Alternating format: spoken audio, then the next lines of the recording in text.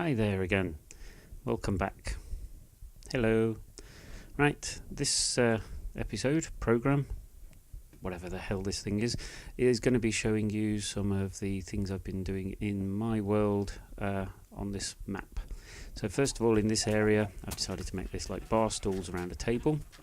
I've sorted out the minecart with a launcher, so this actually starts off okay.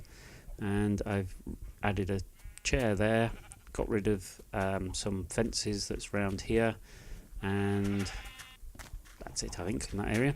The main thing I wanted to show you, which I've been editing, is as well as this room with its epic wheat farm, which you can flick the switch, turns the lights off, they all pop out. I'll show you that. It's something I got from watching the Syndicate project, but I like it. So flick the switch. Oh, shucks. There's light leaking in now. Okay, I need to fix that, but there you go. Okay, so generally that would be it, and then you would walk round collecting all the bits and pieces up. That would be it. I'm not going to bother doing all this collecting there. You then obviously have to go around and replant all the seeds manually, which isn't ideal. This light's coming in from down yonder. This is the new bit which I've been working on. Once I'd got this farm for doing wheat, I wanted to get a farm for also getting various other things. So I started off with, if I can get down this hole off the ladder, there we go, an automated melon farm. Again, this is a design practically copied from somebody else on YouTube, which I like, particularly the use of glass so you can see what's going on more easily.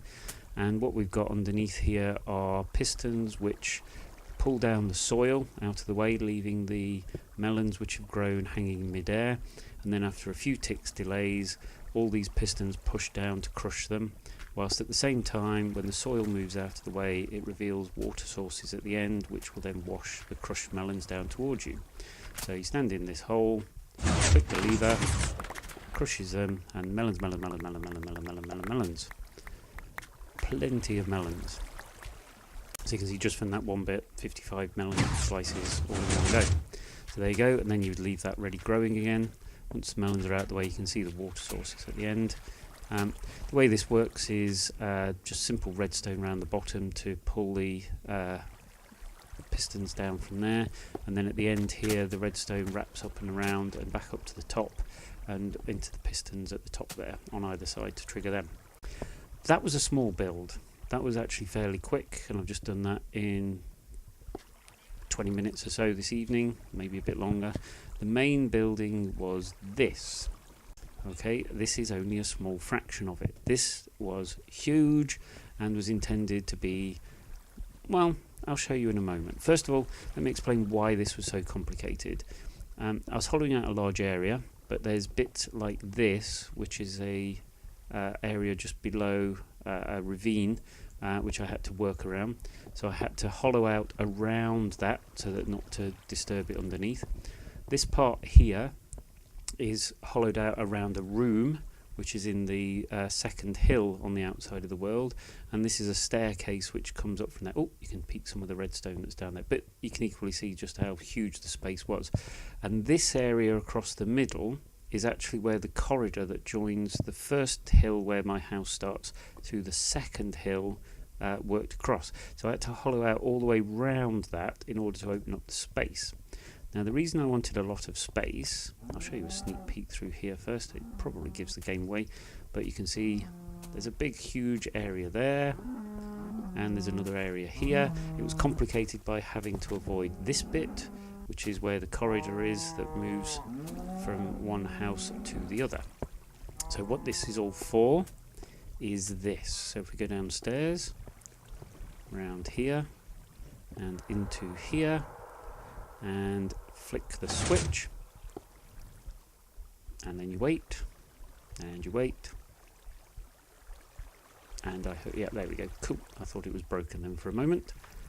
And what we get coming down here, hopefully, is, here they come, here they come. Don't know how many I'm going to get. Oh, don't tell me they've stuck. Oh, they've stuck. No, they haven't. There they come. They're still coming. Slowly, slowly, slowly. Catchy monkey. there we go, mushrooms anyway. So it's a automated mushroom farm. The reason for this lava is that if you were playing on anything other than creative mode or peaceful, then mobs would spawn there in the dark, and they would also get washed down this way, and this lava would serve to kill them before they come out this end. It's actually done quite well in terms of mushrooms there. If I catch these ones here as well, that's probably about it. So if we turn that off again, that's okay. Got 9 mushrooms from that, which, given the size of this space, is not actually that impressive. And that's the whole thing, is I spent ages building this based on the ideas that I'd seen elsewhere, hollowing out this huge area, setting up all this space, only to find that at the end of it all, I was getting hardly any mushrooms growing. And it was only then that I read up online that the mechanics of mushroom growth had changed in the later patches and no longer spawn very quickly. So there's a few seed mushrooms here, which let's just fly around in creative mode. So these mushrooms don't go anywhere. When the water opens up, they stay there, and they serve to reseed the ones which are on the flat areas. The water doesn't actually hit these bits, annoyingly. Couldn't quite get this bit to work with the water to wash them all away, so unfortunately wastes a bit of space. So there's this huge area here for the mushrooms to spawn in. My idea was they would rapidly fill it up, and if I fly through here rather than go round, there's also this area over here for mushrooms to fill in. Oh, and annoyingly that one didn't even get washed down by the water. Look at that. So that's how inefficient this process is. Okay, so that was it. Huge waste of time building all that, but there you go. It took ages, and I'm tempted actually to just bin the lot of it now. Anyway, the way it works is very simple. The lever over there pulls down these pistons, which release the water source, which washes down to the end. And over in the corner here is another water source, which is that one. So each of these channels opens up and washes down, and this one at the end lets the things wash down to the end.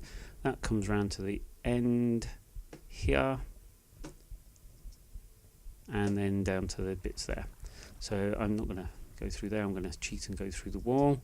So I'll just show you what that looks like when the water's open. So flip the switch. So now all of these open up, the water washes down, washing any mushrooms through.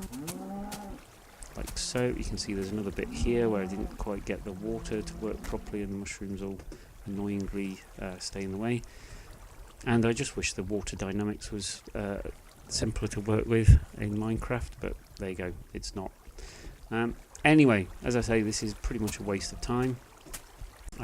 These areas here, this was another tip from the YouTube video I saw. Half stone blocks don't let light through, so you can leave a nice big gap without letting any light through at all. So if you look at the light levels off here to the top left, where it says extreme hills, you've got the light levels that's recording 0, even though it's right next to the lights. So you can have viewing points from the outside where you can look in and see how things are going, and zoom in if you like to sort of see if there's any mushrooms there waiting, without letting all the light in. So there you go, that's what I've been doing, wasting time. Cheers for now. Any comments, suggestions, tips for other things to build, most welcome. If you do watch the video, even a little comment or a like or something would be great, and share it with your mates if you enjoy it. See if there's more people who want to watch. That's it for now.